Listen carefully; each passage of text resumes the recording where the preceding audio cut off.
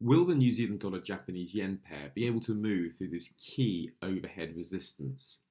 Now, the Bank of Japan met last week and they have kept up with their ultra loose monetary policy.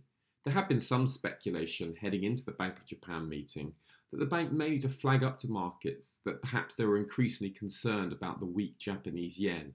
However, BOJ's Governor Kuroda said that the BOJ have no need or right to affect FX rates, and also that inflation pressures in Japan were still being seen as gradual, and that the BOJ is happy to keep the 10-year bond at or around that 0% level.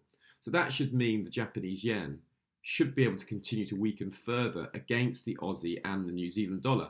The RBNZ is on course to raise interest rates up to a projected terminal rate of 3.3%.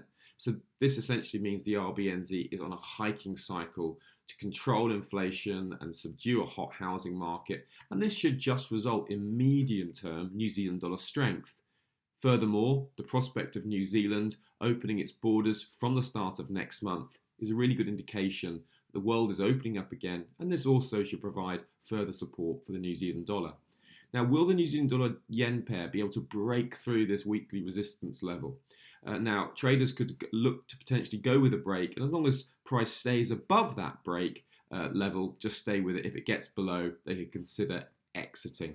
The major trade risk to this is risk-off markets typically result in New Zealand dollar Japanese yen weakness. That pattern has been broken a little recently due to the unique market dynamics. However, this risk does remain, and traders should keep it in mind, particularly if market conditions alter with regard to the BOJ's monetary policy or the RBNZ's monetary policy.